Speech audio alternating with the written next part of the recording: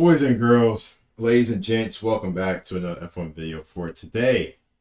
Um, obviously, we did have a race yesterday. Max Verstappen wins his fifth race consecutively on the season. Leclerc came in second, Checo came in third, Lando and Fernando Alonso round out the top five. Good race for McLaren, specifically for Lando Norris. Leclerc, who was battling with Max Verstappen for a few times during the race, came in second, but that Red Bull car led by Verstappen is absolutely just amazing. But that's not the problem. The bigger picture here is the track limits. Now, my God, was I watching a freaking NBA game which is fouls 24 seconds, or am I watching F1 race? The amount of times the FIA every like 5 minutes. Track limit. Then you had, drivers complaining, trying to snitch, like he's an op. It was crazy, man. I was just so over the track limits. It's like every time. So guess what I did today? We are going to check out Track Limits Explained. See what's really going on here. I thought yesterday during the race, and shout out to everybody who did join the watch along. I thought during the race, it was just a I was thinking it was something with like the track or the cars, because I'm like, it can't be every single car is having issues regarding track limit stuff like that.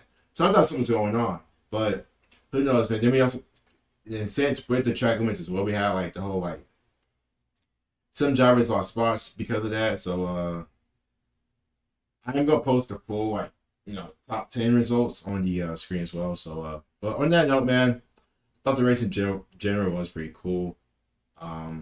Sucks for the Haas, not the greatest races. I think K-Mag or I think Nico spun out. I just forgot the name. But in general, you guys want to know you guys thoughts about the race in comments down below. That's the intro. Let's go and get started. So the F1 education. If you are a fan of Formula One, you might have heard commentators and pundits speaking frequently about track limits throughout a race weekend. In this video, we will look at what are track limits and understand why it is a controversial topic. It's annoying. Let's get started. There is only one mention of track limits in the sporting regulation. It comes under Article 33.3. Let's take a look. There are 3 points noted here. First, drivers must make every reasonable effort to use the track at all times and may not leave the track without a justifiable reason. This point gives the context for track limits. The second point defines track limits. Drivers will be judged to have left the track if no part of the car remains in contact with it, and for the avoidance of doubt, any white lines defining the track edges are considered to be part of the track, but the curbs are not. What this means is that the entire F1 car must be over the white line on the inside of the curb for track limits to be breached. Now let's look at the third point. This is a subjective one. Should a car leave the track, the driver may rejoin. However, this may only be done when it's safe to do so and without gaining any lasting advantage.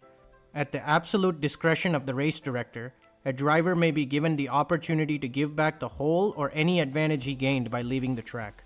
And I'm perfectly fine with that. If somebody does do that, I'm perfectly fine with giving back that spot, because don't cheat. Come on now, let's be fair. Now, listen, I my only thing is regarding the curb, I hope we don't have a similar race like we did at Austria this past weekend. But at the same time, there's gonna be instances in which cars are gonna have to potentially get on the curb, stuff like that. Maybe it's raining, stuff like that, or it's the track. It's just a funny track. So. It's for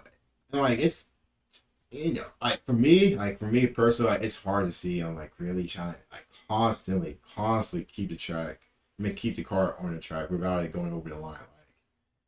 To me, it's too much stuff. Sporting regulations does not have any details about how track limits is enforced. For example, through race commentary, we often hear that 3 violations of track limits leads to a black and white flag. This is not directly stated in the sporting regulation. Also, there is no detail given as to how track limits is calculated. Through commentary, we heard that sensors were being used to detect when all 4 wheels had crossed the inside white line. The details regarding these sensors and how the data from these sensors is used to calculate track limits is not disclosed in the sporting regulation. Why is it For not? the 2023 Bahrain Grand Prix, the FIA published notes regarding track limits. In section 15.1, the note states the white line defines the track edges. During qualifying and the race, each time a driver fails to negotiate with the track limits, this will result in the lap time being invalidated by the stewards. This is an important note because it gives clarity to the drivers as to the consequences for violating track limits. Many times we saw drivers losing their qualifying time or a fastest lap attempt based on this note. So I can't really be, I guess, mad thing because it is in the rule book. And they're going to enforce that every single time. I think the drivers as well are going to be like, if I got charged for it, why is he not getting charged for it? Which kind of does, make sense because, like I said, if it's in it, it should be fair and reasonable for everybody to like know the rules. But like, my God, man, like it's like 75% of the freaking drivers track limit. You know what I mean? Like, jeez, but it's in the rule book, so we have to just. It is what it is. So why are track limits controversial? Track limits are controversial because of how they are enforced. Yeah. In the 2021 Abu Dhabi Grand Prix, early in the race, we saw Lewis Hamilton cut the chicane and gain an advantage against Max Verstappen. But that's cheating. Hamilton did not return the position back to Verstappen after this corner. Since there aren't clear definitions as to what is gaining an advantage in the sporting regulations, the race director's decision stands whether he's right or wrong.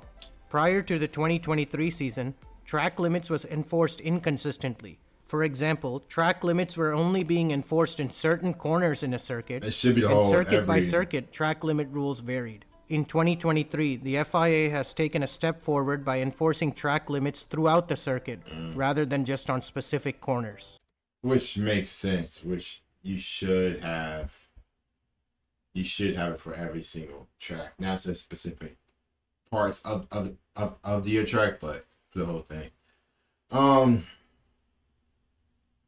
I do see, track limits just a tad bit differently now because just like, hey, I get what you're trying to do. Like, we have these, I guess obstacles and stuff in a way to prevent y'all from having to constantly get on the track. But for me, man, like, it's just like to consistently keep your car on the track and just knowing the stuff that may come up, especially like if you have like a bad turn or probably like a turn 10. And like you mess it up, like,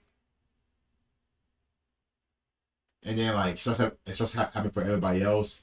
Like I said, if you are going to call it, be consistent with. But if you're not as much, if it's obvious, yeah, I'm off. Like, come on, man, you know what I mean. But anyway, pretty short, very good video explaining what track limits are. That's pretty much it on this lovely Monday. Make sure you guys do remember to like the video and sub as well. Take care. Stay amazing. I'll talk to you guys soon. Peace.